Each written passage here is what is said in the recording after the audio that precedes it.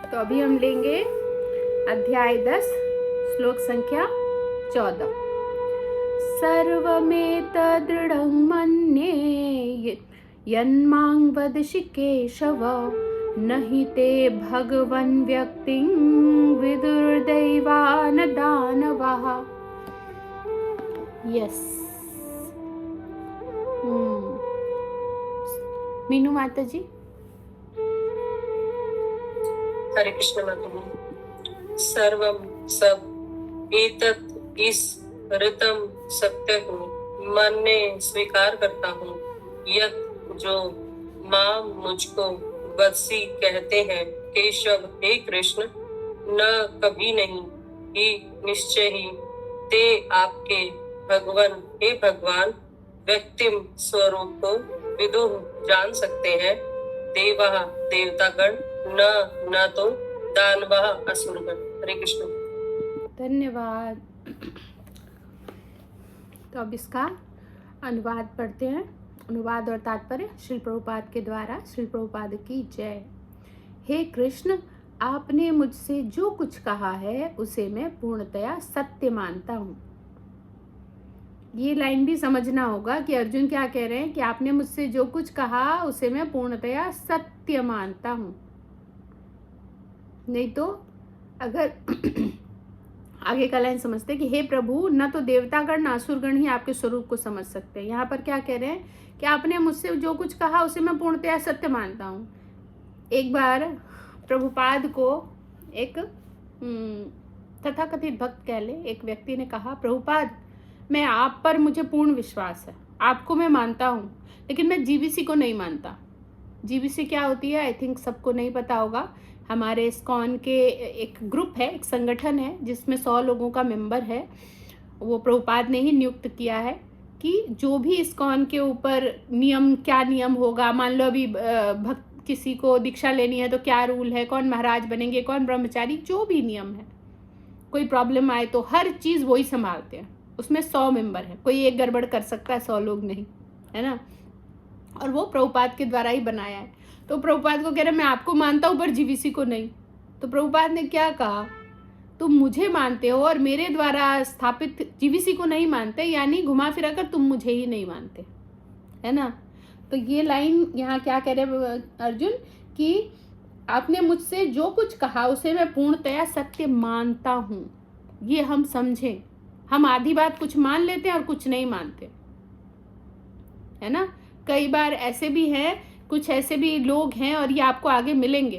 कुछ ऐसे भी लोग हैं जो कहते हैं प्रभुपाद मैं आपको मानता हूँ पर मैं गुरु परंपरा को नहीं मानता। गुरु परंपरा क्यों होगी?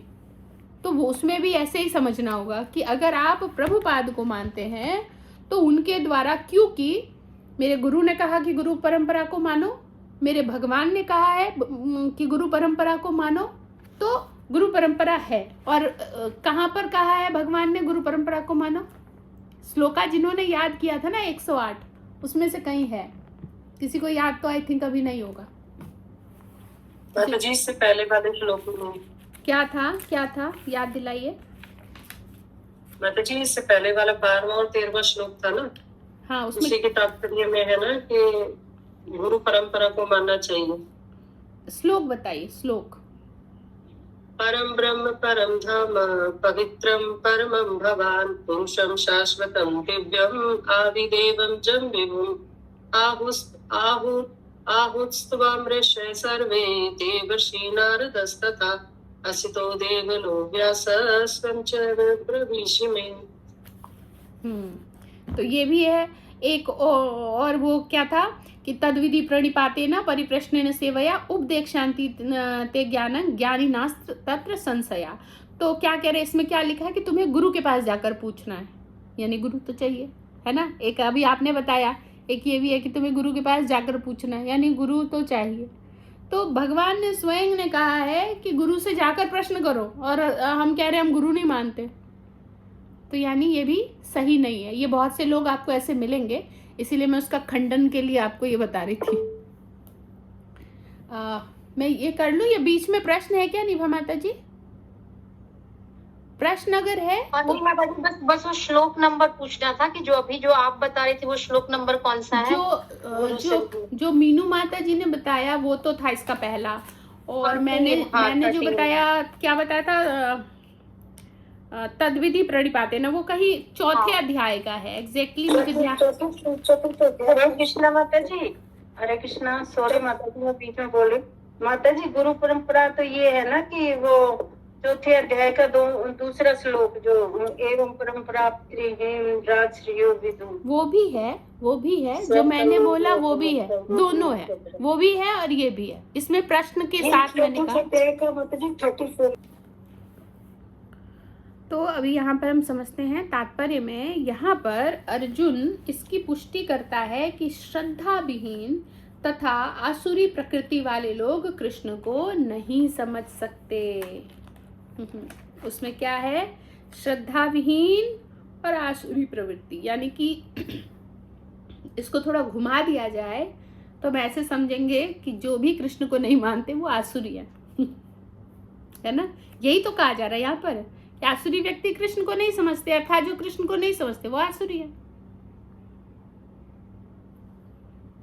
तो ये हमें समझना होगा कि हमें क्या मतलब, कैसे हम भगवान को समझना, मतलब क्या होता है। सिर्फ आ रहे हैं, थोड़ा 1 घंटा हम समय दे रहे हैं और हम मान रहे हैं, ऐसा नहीं है।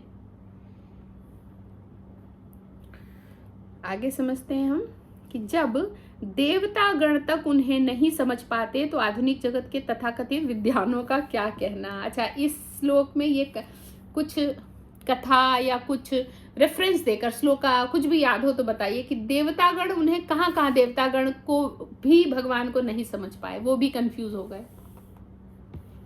चूंकि श्लोक छोटा है इसलिए मैं हर लाइन को थोड़ा सा समझाते हुए आगे बढ़ रही हूँ। तो कहीं कोई जगह है? यस मीनू माता जी।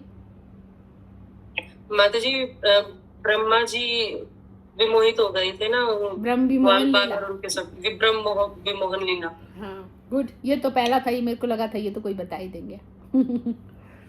और ये सबको पता है ये लीला, ब्रह्म विमोहन लीला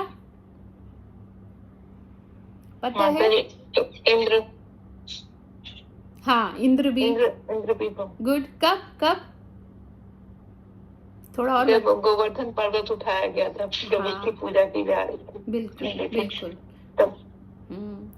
ब्रह्मा और इंद्र, और भी कुछ। शिव जी कहाँ पर मोहित हुए थे? मतलब शिव जी कहाँ पर ऐसा हुआ था कि शिव जी भी भ्रमित हो गए थे? शिव जी तो उसमें जो मंथन चला था ना, उनके मोहिनी रूप से मोहित हुए थे। मोहिनी अवतार के पहले, मोहिनी अवतार ही इसीलिए लिया गया क्योंकि शिव जी को था कि मैं मोहित नहीं हो जाऊंगा, मैं तो शिव हूं ना, मैं तो आपके ही उसमें हूँ, और मैं तो हमेशा ही भगवान मैं हूं ना। ये था कि भगवान मैं हूं ना, शिव हूं ना मैं तो। भगवान ने मना किया था पर शिव जी मोहित हो गए, लेकिन होने के बाद है तो सबसे बड़े भक्त ना, भक्त शिरोमणि, उन्होंने क्या कहा? भगवान अगर मैं मोहित नहीं होता तो अपराध था, आपके प्रति कौन ऐसा है जो मोहित ना हो जाए? दिन रात मैं उसी की तो तपस्या करता हूँ और मैं मोहित हो गया, मैं यही तो चाहिए था। तो वो प्रसन्न थे अपने इस मोहित होने से, उनको ऐसा नहीं लगा मैं गिर गया, मैं मोहित हो गया। वो बिल्कुल सही अवस्था में थे कि भगवान आपसे मोहित हुआ हूँ। तो ऐसे बहुत सारे हमें मिल जाएंगे अगर हम इस पे चर्चा चलाएं तो, कि भगवान और अपने वो भी कामदेव, इस बीच में भी हमने चर्चा की थी, कामदेव भी किस तरह से मोहित होके कि नहीं मुझे कोई मोहित नहीं कर सकता, और भगवान ने उनकी, ये तो एक हिसाब से बेइज्जती करने वाली बात होगी कि कामदेव ने कहा कि मैं किसी से मोहित नहीं हो सकता क्योंकि मैं तो कामदेव हूं ना स्वयं। तो भगवान ने उनको दर्शन दिया और कुछ हो गया? नहीं, भगवान ने उनको सिर्फ अपना पिछला मतलब ऐसे बैक सिर्फ देखा भगवान का उन्होंने, इतने में ही वो मुंह के बल, मुंह खुला का खुला रह के गिरे थे दम। ऐसी हालत खराब कर दी उनकी कि ज्यादा अहंकार आ रहा है तो लो थोड़ा ज्यादा डोज दे देता हूं। तो अब आगे समझते हैं हम कि जब देवतागण तक उन्हें नहीं समझ पाते तो आधुनिक जगत के तथाकथित विद्वानों का क्या कहना। भगवत कृपा से अर्जुन समझ गया कि परम सत्य कृष्ण और संपूर्ण है। क्यों समझ गया? क्योंकि वो पूर्णतः शरणागत है भगवान के, है ना, उसमें कोई अहंकार जैसी चीज नहीं है, तो शरणागत है, इसलिए वो समझ गया। और स्वयं भगवान बता भी रहे हैं, कृपा दे रहे हैं भाई।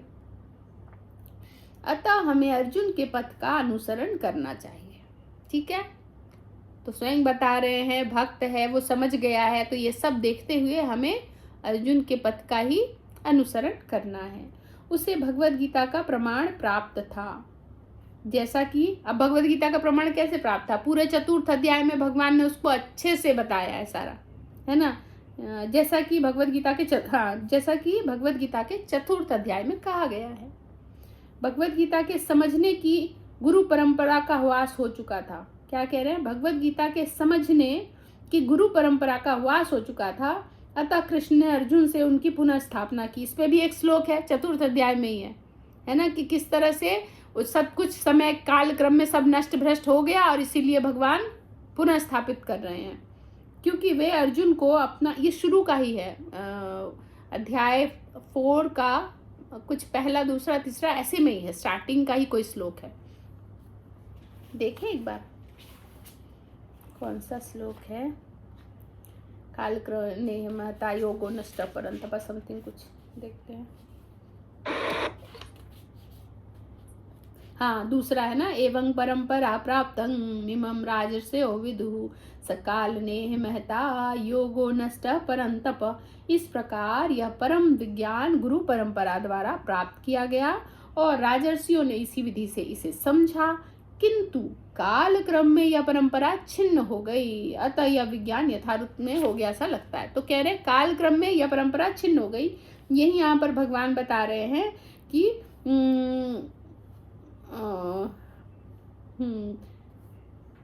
पुनः स्थापना के लिए मैं आया हूँ, क्योंकि इसका वास हो चुका था, क्योंकि वे अर्जुन को अपना परम प्रिय सखा तथा भक्त समझते थे, इसीलिए उन्होंने अर्जुन को चुना ये गीता कहने के लिए, गीता का उपदेश।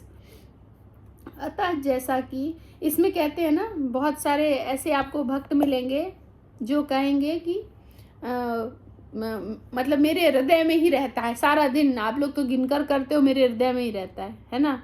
एक भक्त था, या तथाकथित भक्त कहेंगे, मतलब बाहर वाला, वो प्रभुपाद को कह रहा था, प्रभुपाद मैं पूरे 45 मिनट में पूरी भगवत गीता सुना सकता हूँ, मेरे को सारा श्लोक याद है भगवत गीता का। प्रभुपाद ने उनको कहा, क्या आप 45 मिनट उसमें से किसी भी एक श्लोक में जी सकते हैं? वो उसके बस का नहीं था।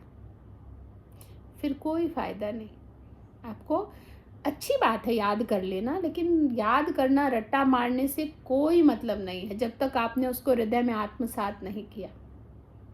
अगर एक भी श्लोक को हम हृदय में आत्मसात कर लें, अर्जुन युधिष्ठिर ने एक वर्ड को आत्मसात किया था, एक वर्ड को, सत्य, है ना। तो एक श्लोक को भी हम आत्मसात कर ले तो हम भक्त तो बन ही जाएंगे। अतः जैसा कि गीतोपनिषद की भूमिका में हमने कहा है, भगवत गीता का ज्ञान परंपरा विधि से प्राप्त करना चाहिए। एवं परंपरा ज्ञातम, है ना। परंपरा विधि से लुप्त होने पर उसके सूत्रपात के लिए अर्जुन को चुना गया। सुभद्रा में आपने ठीक बताया था, लेकिन मुझे पता था कि वो श्लोक आगे आएगा, इसलिए मैंने उस वक्त उस पर जोर नहीं दिया, दूसरा श्लोक बताया था। हमें चाहिए कि अर्जुन का हम अनुसरण करें। यहाँ पर स्वयं प्रभुपाद कह रहे हैं कि हमें चाहिए कि हम क्या करें, अर्जुन का अनुसरण करें। क्यों? अर्जुन बहुत अच्छी स्थिति है, अर्जुन की एक बहुत अच्छा भक्त है भगवान का, जो हम बन सकते हैं, है ना। अर्जुन गृहस्थ भी था, जो हमें दिखा रहा है कि आप भी गृहस्थ हो। अर्जुन के ऊपर दुखों की कोई कमी नहीं थी, है ना। और हम कहेंगे ना, आपको क्या पता हम बड़े दुखी हैं, तो अर्जुन भी, उसको भी खूब दुख मिले तो आपको भी मिले, मतलब। और उस स्थिति में भी अर्जुन कैसे कर रहा था, उतना युद्ध है, हम भी युद्ध ही लड़ रहे हैं अपने पूरे जीवन का। उसका आप उन पूरे जीवन का छोड़ दो, एक युद्ध भी ले लो तो वो उस युद्ध में स्थित है, फिर भी वो फुल्ली कृष्णाइज्ड है ना। उसने कहीं ऐसा किया होता कि युद्ध के बाद जब भगवान सारथी बन गए और पूरे युद्ध में उसने भगवान को है ना लात मार मार के इशारे करते गया, तो उसको लगा अरे मैं समझ रहा था तो भगवान है तो इंसान ही है, मैंने कितनी लात मारी है, बात खत्म हो गई। हल्के में ले सकता था वो भगवान को, है ना। बुद्धि ना हो तो इंसान ऐसा ही करेंगे ना।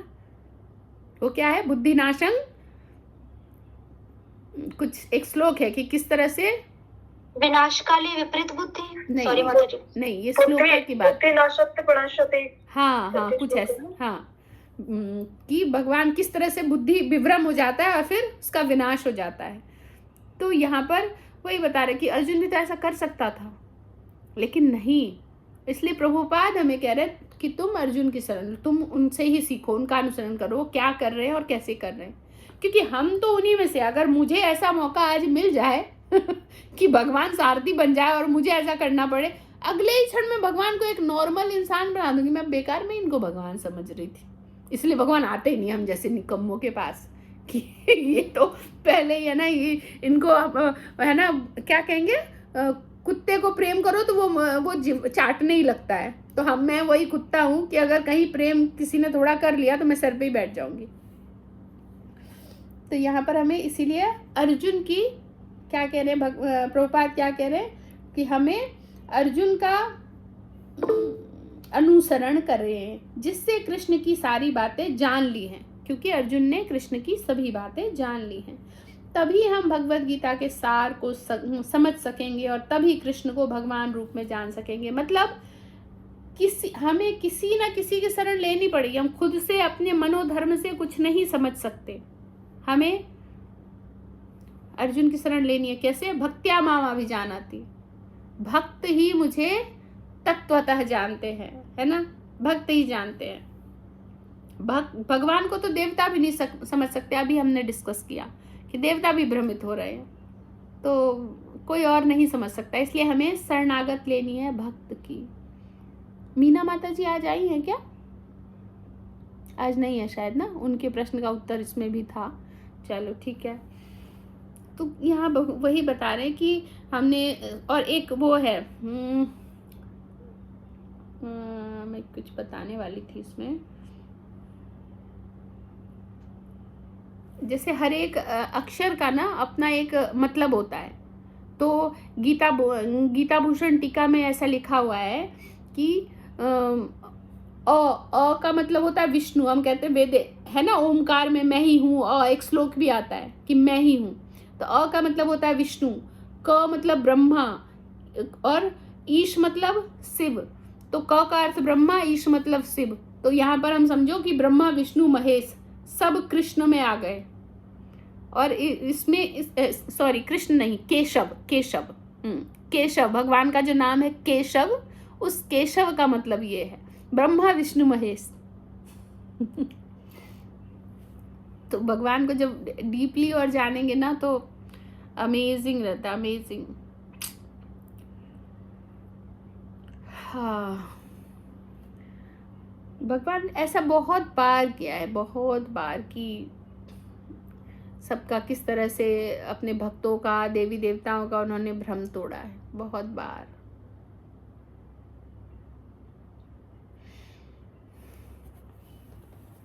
यस दीप्ति में आपका कोई प्रश्न है?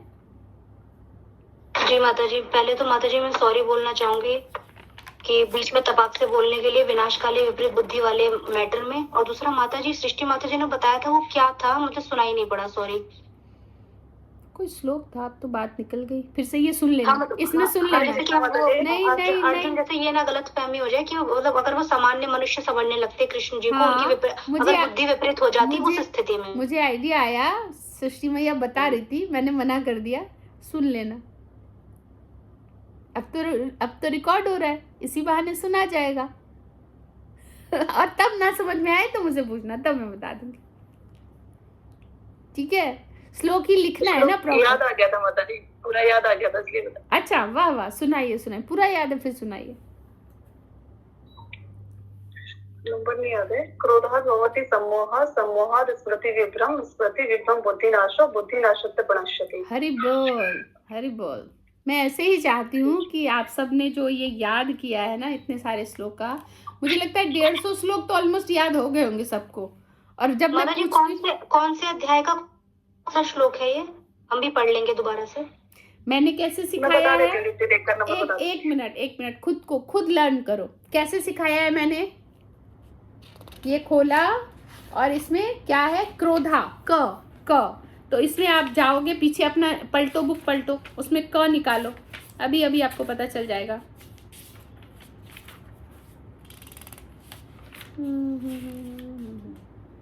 क में आ गया क्रोधा, क्रोधा ऐसे ढूंढो, क से क्रोधा कहाँ पर है? खुद जब एक बार ढूंढ लेंगे ना तो कभी भी कुछ भी गड़बड़ नहीं होगा। क्रोधा विक्रम न स्वस्ति, मिला?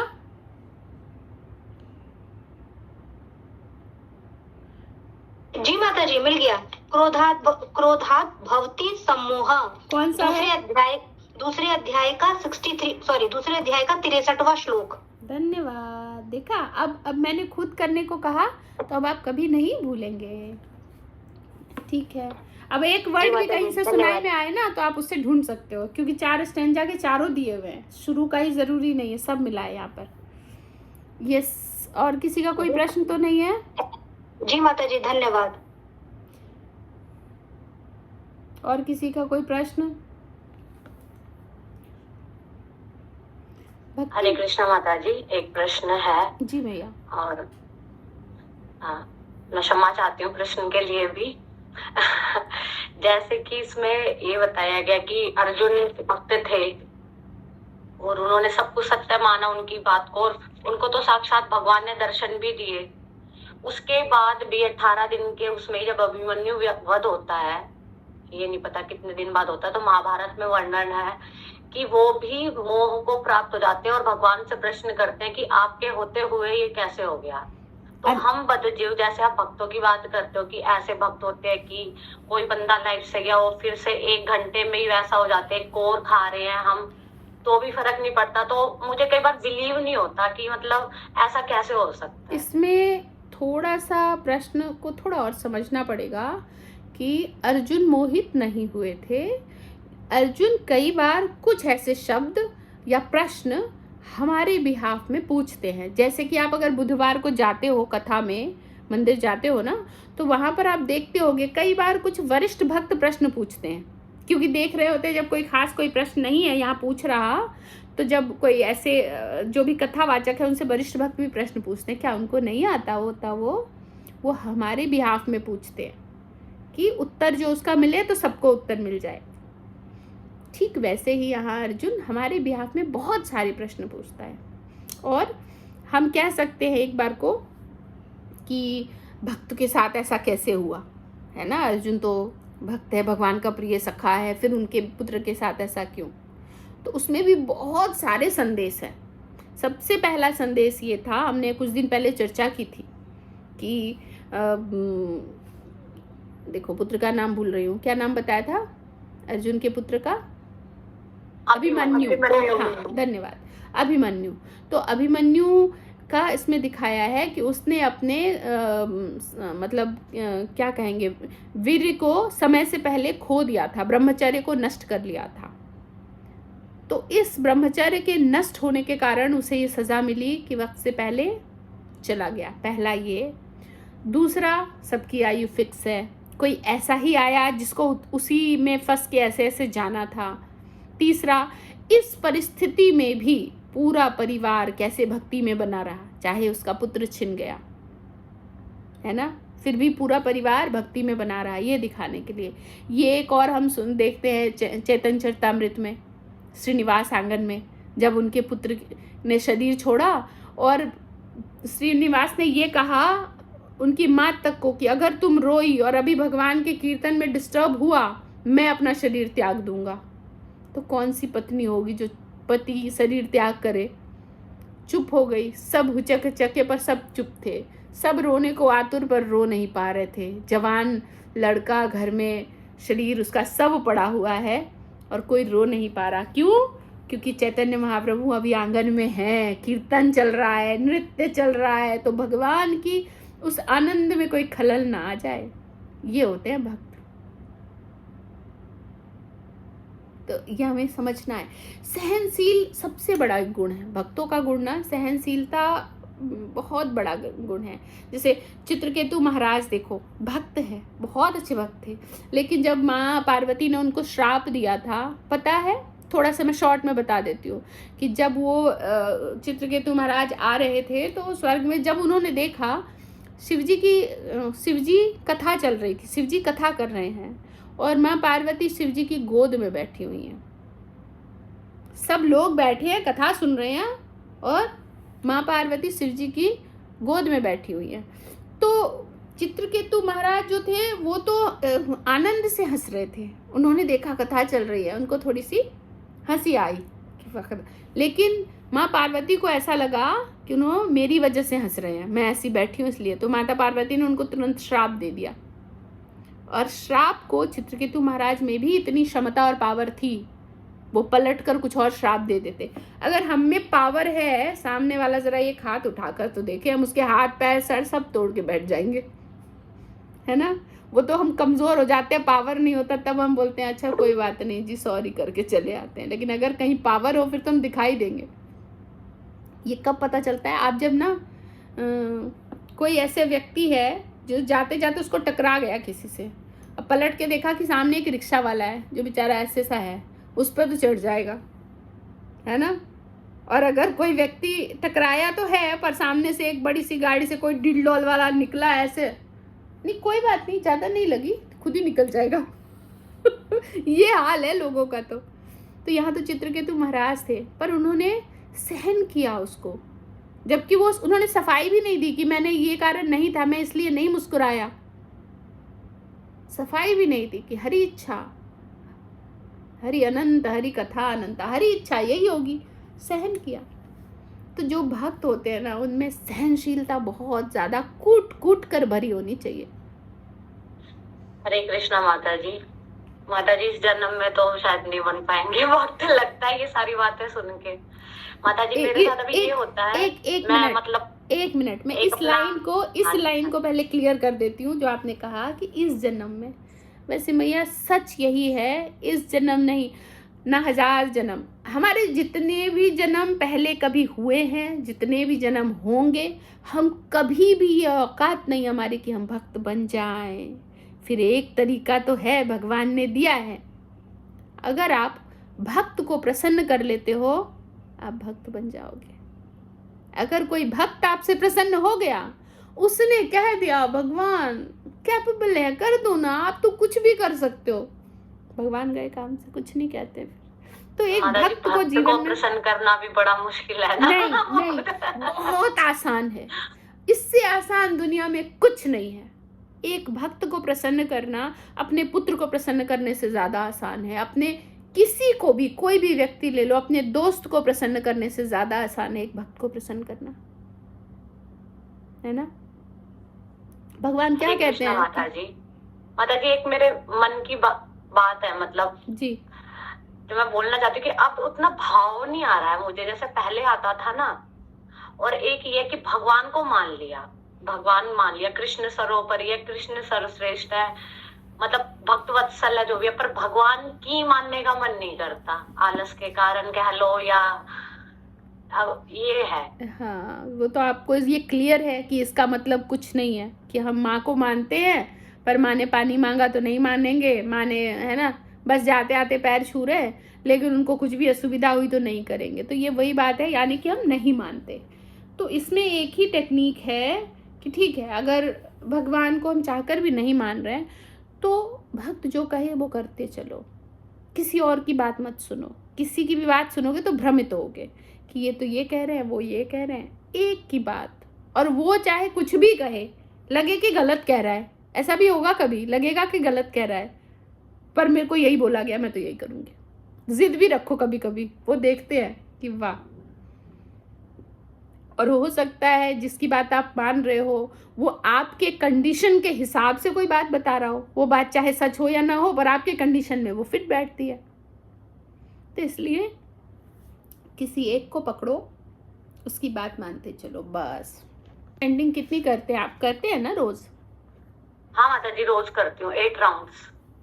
8 राउंड, 8 वैसे आप जितने दिन से आ रहे हो आपको तो कब का 60 पे पहुंच जाना चाहिए, पर ठीक है 8 भी हम कर रहे हैं। और कितने दिन से कर रहे हो आप 8? माता जी पहले तो कंटिन्यू था 8 या नॉन 10। स्टॉप। अभी पहले छोड़ दो, कब से है जो अभी छूटा तो नहीं? माता जी पुरुषोत्तम मास से पहले मैं 5 ही कर रही थी, जब तबियत थोड़ा सुधार हुआ। उसके बाद फिर मैंने पुरुषोत्तम में 8 राउंड्स किए हैं, तब से 8 ही कर रही हूँ। ठीक है, तो आप ऐसा कर लिया करो हर एकादशी को जैसे हम लोग करते हैं, एक एक माला बढ़ा लो, अपने आप तुरंत पहुंच जाएगी 16 पे। ज़्यादा टाइम नहीं लगेगा, कुछ महीनों में। कोशिश करूंगी माता जी, क्योंकि बढ़ा तो लूंगी पर 16 डेली करना भी तो फिर प्रण पीछे हो जाएगा ना, थोड़ा बैठने वगैरह में भी।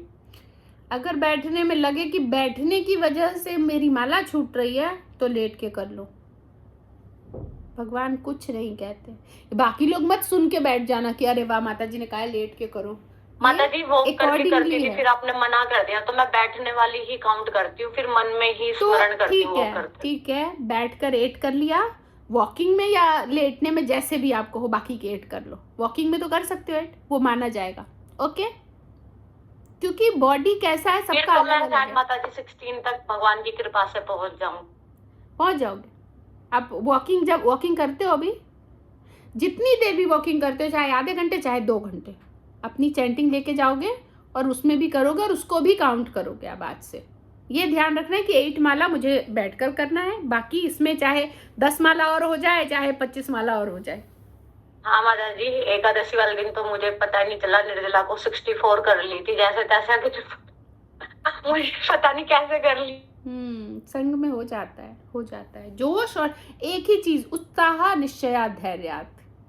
भगवान सारी बात तो भगवत गीता में ही बता रहे हैं हमें। अलग से अगर अच्छे से श्लोका याद हो जाए ना तो मुझे लगता है अलग से कोई लाइन हमें बोलनी नहीं पड़ेगी, वही लाइन बोलते रहेंगे हम। उत्साह, निश्चय और धैर्य, ये 3 चीजें रखो, अच्छे से अपने आप हो जाएगा। इस मामले में ना भक्त कभी जिद्दी नहीं होते, कभी नहीं। अगर ये नियम की बात है, भगवान की बात है, तो उनसे बड़ा जिद्दी कोई नहीं। फिर भगवान को झुकना पड़ता है। हमने कल परसों ही कथा सुनी ना कि जो गोस्वामी थे वो क्या अब है ना परिक्रमा करते थे वो गोवर्धन की, और बूढ़े हो चले थे। भगवान ने कहा कि अब आकर स्वयं प्रकट हुए भगवान और कह रहे हैं अब तुम बूढ़े हो गए हो, अब तुम परिक्रमा करना छोड़ दो। नहीं, मैंने तो प्रण ले रखा है, मैं जब तक जीऊंगा करूंगा। देखो भगवान मना कर रहे हैं पर वो कह रहे हैं मैंने प्रण ले रखा है। भगवान ने क्या किया, गोवर्धन प्रकट कर दिया, चलो इसके परिक्रमा कर लिया करो। लो कर दिया भगवान ने सोल्यूशन, है ना। विग्रह की सेवा कर रहे थे और बूढ़े हो गए थे, विग्रह बड़े थे, वो सेवा नहीं कर पा रहे थे। फिर भगवान ने उनसे कहा कि अब सेवा छोड़ दो। नहीं, मैं तो सेवा करूंगा। भगवान ही लेट गए, लो अच्छे आप करते रहो मेरी सेवा, मैं छोटा हो गया। मतलब ऐसी जिद है कि भगवान कुछ अजीब सी कुछ कार्य करना पड़ता है उनको, पर करे क्या, भक्त की जिद के आगे वो भी झुक जाते हैं। लेकिन जिद मात्र भगवान के लिए, उनका प्रेम, उनका हर एक चीज मात्र भगवान के लिए, क्रोध भी भगवान के लिए। हम सबका क्रोध भी बहुत स्पेशल हो सकता है। आज हम इतनी क्रोध को इतना निखिद्र मानते हैं, गालियां देते हैं, भाई क्यों क्रोध आ जाता है, उसके लिए ऐसा करो वैसा करो, पर क्रोध भी बहुत स्पेशल हो सकता है जब वो सिर्फ भगवान के लिए हो। उसी तरह प्रेम भी स्पेशल जब भगवान के लिए हो। हर एक कार्य, हर एक जिद, हर एक चीज स्पेशल हो सकती है अगर वो सिर्फ भगवान के लिए हो, है ना। यस, 2 है। हे कृष्ण, आपने मुझसे जो कुछ कहा है उसे मैं पूर्णतः सत्य मानता हूँ। हे प्रभु, ना तो देवतागण ना असुरगण ही आपके स्वरूप को समझ सकते हैं। यहाँ पर कहा जा रहा है कि मतलब देवतागण असुरगण दोनों ही नहीं समझ सकते भगवान के स्वरूप को।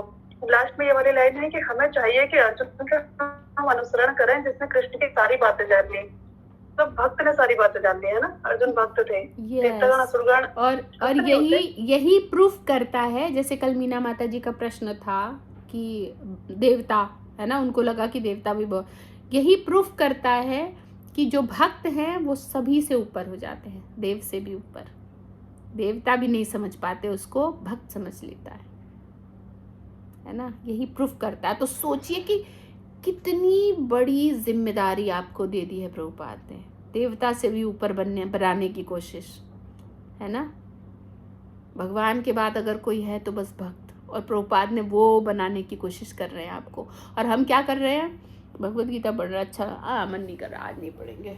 किसी ने कुछ कहा, उसने कहा कैसे, उसको 4 सुना दिया, अरे रहा नहीं जा रहा, आज ये खा लेती हूँ चाय, आज मन कर रही है चाय पीने का, पी लेती हूँ। मतलब हल्के में ले रहे हैं हम, कितने हल्के में ले रहे हैं।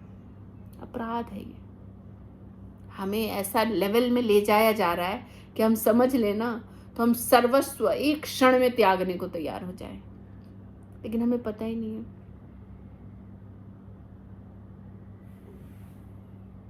तो ये बहुत बहुत, और ये कब होगा, भक्तों का संग। आज संगीता माता जी के घर में अभी प्रोग्राम होना है, अभी हम में से कोई भी होता, 26 तारीख को उनके घर में बड़ा प्रोग्राम होगा। अरे क्या बात कर रहे हो, मेरे घर में प्रोग्राम में कहाँ जाऊंगी, वो कैसे जा पा रही है। भक्तों का संग, सबको देख के उत्साह आ जाता है, अरे सब जा रहे जगन्नाथपुरी, मैं भी जाऊंगी, एक उत्साह है ना। तो सारा ऑल ग्लोरीज टू द सारे डिवोटीज। भक्तों का संग मिले ना जीवन में, भक्ति उसी से बूम करती है, भागती है। ठीक है, और कोई जी प्रश्न? माता जी, आपने ये बताया था ना कि देवतागण जो थे वो भक्त होते हैं, लेकिन उनकी कुछ इच्छा रही होगी, इस वजह से उनको पद दिया गया है ना, ऐसा आपने बताया था ना मुझे। मैंने ये बताया था कि हाँ, जो भी वो कार्य करते हैं अच्छे से अच्छा, वो करते हैं, अपने लिए करते हैं, है ना। भक्त का क्या ड्यूटी है, हमने कर्म बताए थे ना, कर्म, विकर्म, अकर्म। तो कर्म जो है फुल ऑन कहेंगे देवता करेंगे, अकर्म कौन हो गए, असुर, और विकर्म हो गए असुर, और अकर्म हो गए डिवोटीज। जो कुछ भी करते हैं वो भगवान के लिए करते हैं, कुछ लेते ही नहीं अपने ऊपर। जब हम पकड़ेंगे किसी चीज को, वो समस्या देती है, पर हम किसी भी चीज को पकड़े ही ना कभी, कोई समस्या जीवन में नहीं आएगी। किसी ने 4 गाली दे दी, हरी इच्छा, किसी ने 4 बार प्रेम से कह दिया, हरी इच्छा, है ना। तब भक्त बनते हैं। भक्त बहुत मुश्किल है बनना, साथ में प्रभुपाद कहते हैं इतना आसान है भक्त बनना। मैं नहीं कह रही, प्रभुपाद जो भक्त खुद ही हैं वो कह रहे हैं।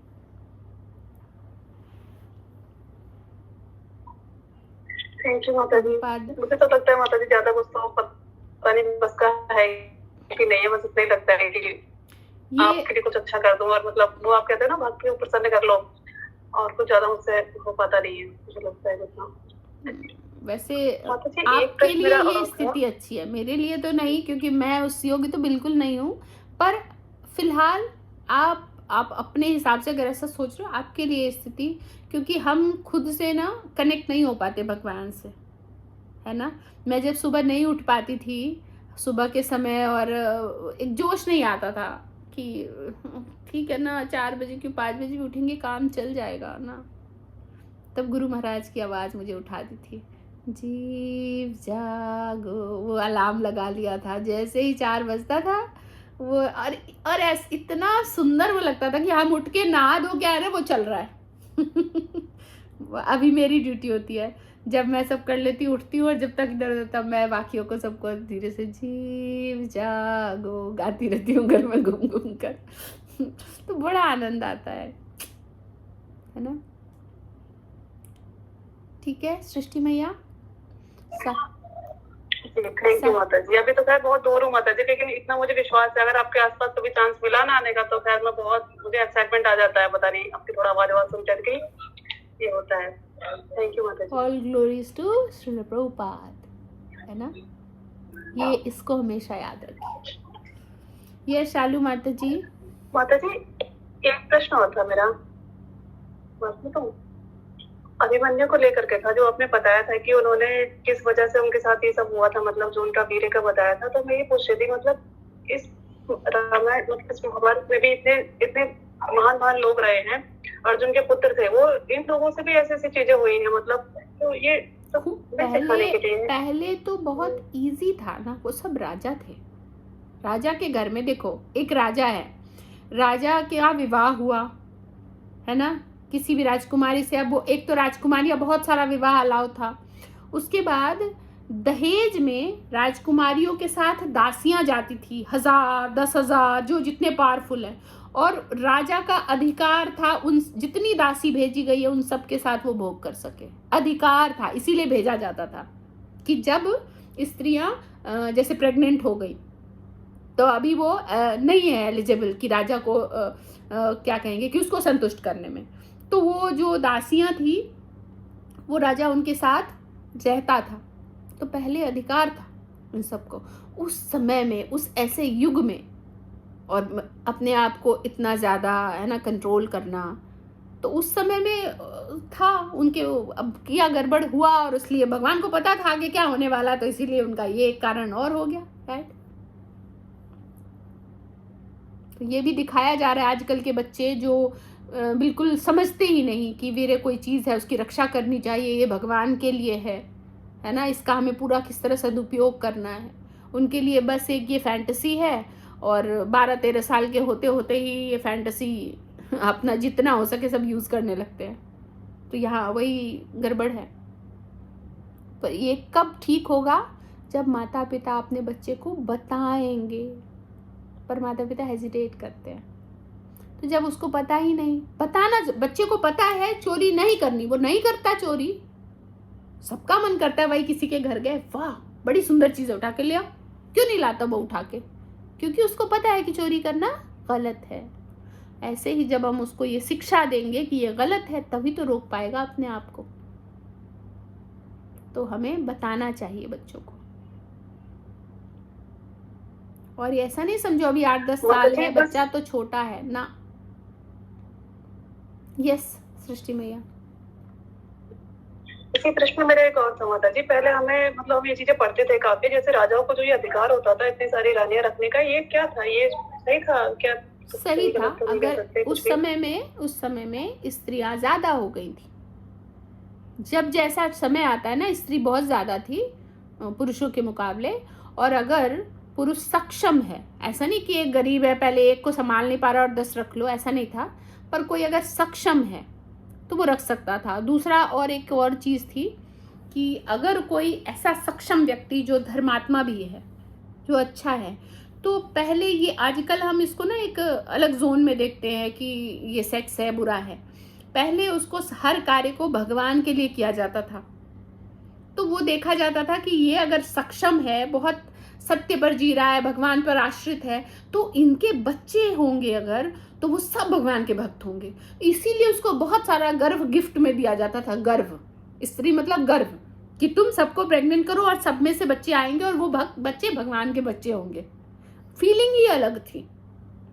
आजकल वो फीलिंग नहीं है, तभी इतने पाप कर्म बढ़ते जा रहे हैं। और जहां वो फीलिंग नहीं थी पहले भी, वहां पाप होते थे, पाप कर्म होते थे, है ना। तो सालू माता जी का ठीक है माता जी। जी माता जी, मतलब इसका अर्थ ये हुआ ना कि मतलब एक स्ट्रॉन्ग राजा है तो उससे विवाह हो तो रानी सुरक्षित भी रहेंगी और आगे का उनका वो सब अच्छा होगा, है ना। हाँ, भविष्य जो होगा। यस शालू माता जी, मैया। वो चैतन्य महाप्रभु वाली स्टोरी मैं नहीं सुन पाई थी, आप बता दीजिएगा। शालू मैया। हरे कृष्णा माता जी। माता जी, जो आपने कर्म, विकर्म और अकर्म बताया है, तो उसमें कर्म जो होते हैं वो सकाम कर्म, यस, जो अच्छे लोग करते हैं। हाँ, सकाम कर्म। और जो अकर्म होता है वो हो गया निष्काम कर्म, भक्त, निष्काम कर्म। हाँ, और जो विकर्म हो गया मतलब उल्टे कर्म, विकर्म। ठीक है माता जी। यस। अलका माता जी, आपका प्रश्न तो नहीं है ना? जी माता जी, मेरा मैं क्षमा चाहती हूँ माता जी, मैंने गलती से प्रीति मैया आप रिकॉर्ड नहीं, प्रीति नहीं, दीप्ति माता जी आप लिख रहे थे ना, तो वो रूप गोस्वामी नहीं सनातन गोस्वामी थे, ये लिख लीजिए। ठीक है, लिख लिया?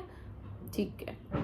और इसमें भी सनातन गोस्वामी का जैसे वो विग्रह सेवा, उनको राधा रानी ने स्वयं अपने हृदय से जो प्रकट करके विग्रह दिया था वो अभी तक है वहाँ।